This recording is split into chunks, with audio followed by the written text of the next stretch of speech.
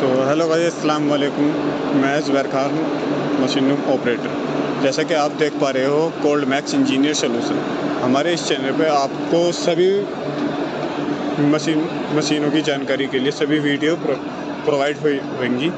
जैसा कि मशीन का मेंटेनेंस हुआ या एरेक्शन हुआ या प्लांट में कोई भी नया काम हुआ या नई चीज़ आई, तो हम आपको इस वीडियो के माध्यम से हम आपको सभी चीज़ें दिखाते हैं। आपको अगर कुछ मालूम करना है या कुछ करना है तो आप कमेंट भी कर सकते हो, और डिस्क्रिप्शन में हमारा नंबर दिया हुआ है, आप उस पर जाकर हमसे कांटेक्ट भी कर सकते हो। इसमें हम मेंटेनेंस भी करते हैं और प्लांट ऑपरेटिंग भी प्रोवाइड कराते हैं। मैं refrigeration machine room operator Zubair Khan. आज हम बात कर रहे हैं मशीन रूम में 72 कंप्रेसर की। 72 कंप्रेसर हम आपको दिखाते हैं किस तरीके से वर्क करता है और क्या काम है इसका। तो आ जाइए, हम आपको दिखाते हैं कि इसमें क्या क्या होता है। जैसे कि इसमें 4 लाइन होती हैं। ये माइनस में कंप्रेसर चलता है हमारा, जिसमें कि हमारा पहला आता है सेक्शन हमारा वर्क करता है खिंचाई करने का। जो खिंचाई करने के बाद में देता है हमारे कंप्रेसर को। कंप्रेसर बॉडी में जाने के बाद में प्रेशर हमारा आता है हमारे पिस्टन पर। पिस्टन हमारे लो साइड के होते हैं 7, इसमें टोटल 9 पिस्टन होते हैं। 7 पिस्टन हमारे लो साइड होते हैं और 2 पिस्टन होते हैं हमारे हाई साइड, जो हमारे डिस्चार्ज का काम करते हैं। अब हम बात कर लेते हैं इसके लो साइड पिस्टनों की। तो लो साइड पिस्टनों में जैसे हमारे 1, 2, 3, 4 और 3 उधर की साइड में होते हैं। 7 पिस्टन हमारे टोटल होते हैं। इसमें 7 पिस्टन हमारे लो साइड का काम करते हैं, जो लो प्रेशर फेंकते हैं इसमें हमारा।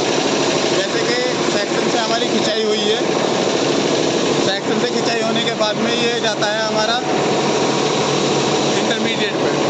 इंटरमीडिएट की लाइन आप देख सकते हो। इंटरमीडिएट की लाइन हमारी जाने के बाद में जा रही है हमारी सीधे इंटरकूलर पे। इंटरकूलर में जाने के बाद में ही कूलिंग होने के बाद में उसके बाद में हमारी वहाँ से खिंचाई करता है हमारा कंप्रेसर इंटरकूलर से। जो इंटरकूलर का आप देख पा रहे हो, इंटरकूलर लाइन ये रही, जो इंटरकूलर से हमारी आती है कंप्रेसर पे। कंप्रेसर पे आने के बाद में ये हमारी उसके बाद वर्क करती है, जो है इसका ये high side piston. High side piston हमारे क्या काम करते हैं? हाई साइड पिस्टन हमारे काम करते हैं डिस्चार्ज करने के। इसमें 2 पिस्टन होते हैं हाई साइड में, जो हमारे डिस्चार्ज करते हैं। डिस्चार्ज की लाइन हमारी ये, जो डिस्चार्ज की लाइन हमारी कंडेंसर को जाती है, और कंडेंसर पे जाने के बाद में वहाँ कूल होने के बाद में पानी पड़ने के बाद में ये ठंडी होने के बाद में लिक्विड बन जाती है। जो हमारा वेपर जाता है, वेपर जाने के बाद में ये लिक्विड बन जाती है। लिक्विड बनने के बाद में फिर आती है लिक्विड बनने के बाद में फिर हमारी आती है रिसीवर पे, जो हमारे रिसीवर स्टॉक करते हैं इसको। ये इसी के तरीके से इसका वर्क है। और ये हमारा उसके लिए बाईपास भी है। जैसे किसी वजह से हमारे कंप्रेसर पे लिक्विड आता है या कोई प्रॉब्लम आती है, जब कंप्रेसर हमें खाली करना, मेंटेनेंस के लिए खाली करना होता है, तो हम इसके द्वारा कंप्रेसर को खाली कर लेते हैं। जैसे कि आप देख पा रहे हैं हमारे कंप्रेसर में 4 लाइन है, तो चारों लाइन का वर्क अपना अलग अलग होता है सबका। इसी तरीके से हमारे हाई साइड कंप्रेसर होता है। जैसे KC3 है, KC4 है, KC6 है और KC9 है, जो कि हमारे पास में लगे हुए हैं। 2 KC3 हैं। KC3 में सिर्फ 2 लाइन होती हैं, वो उन्हें बोलते हैं हम हाई साइड, और इन्हें बोलते हैं लो साइड माइनस कंप्रेसर। इसको बोलते हैं हम प्लस का कंप्रेसर। तो इसका टोटल वर्क ये होता है।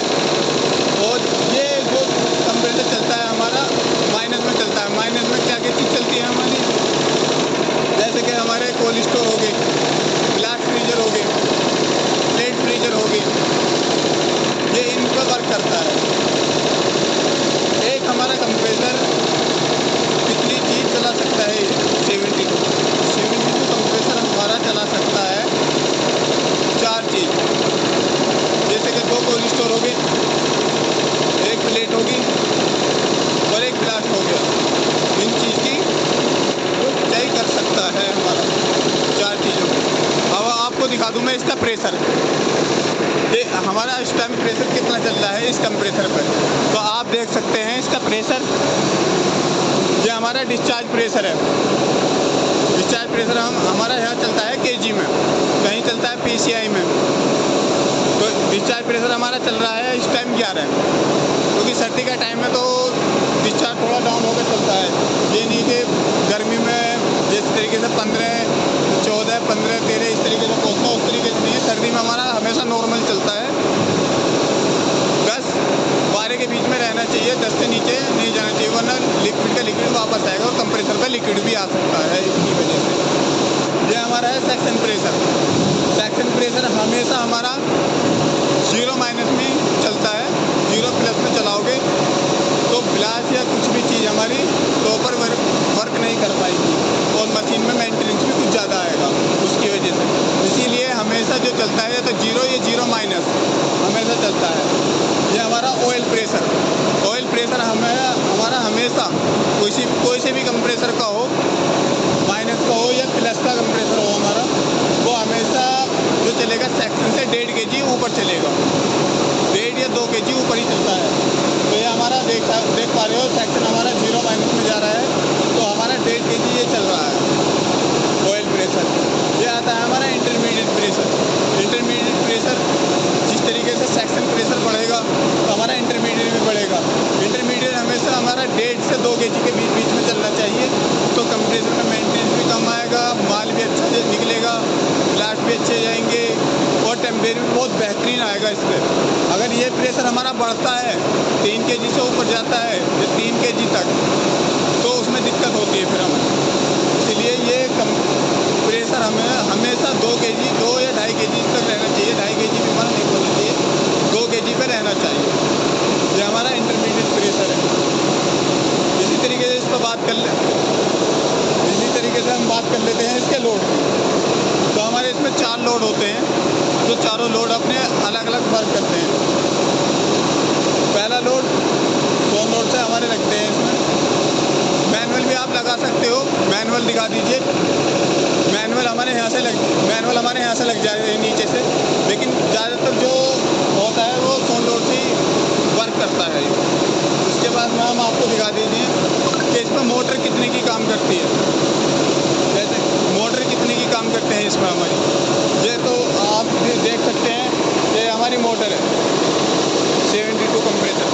72 कंप्रेसर पे ये मोटर हमारी काम करती है 150 की, 150 HP की मोटर हमारी काम करती है। ये आप देख सकते हो, इसकी नेम प्लेट हमने आपको दे दी है, कितने किलोग्राम की है, कितने की है ये मोटर और कितने HP की है। इसी तरीके से तो हमारे पास में 2 कंप्रेसर होते हैं। ये एक तो विदाउट वाटर का होता है, जो हमारा इंटरकूलर से कनेक्ट होता है, जो इंटरकूलर के स्टील चलता है। एक हमारा वाटर से होता है, जो हमारा कंडेंसर से वाटर आता है और पिस्टनों को नॉर्मली यानी कि ठंडा करके चलता है। अगर किसी वजह से पानी नहीं चल पा रहा है इनमें या पानी में कोई प्रॉब्लम आ रही है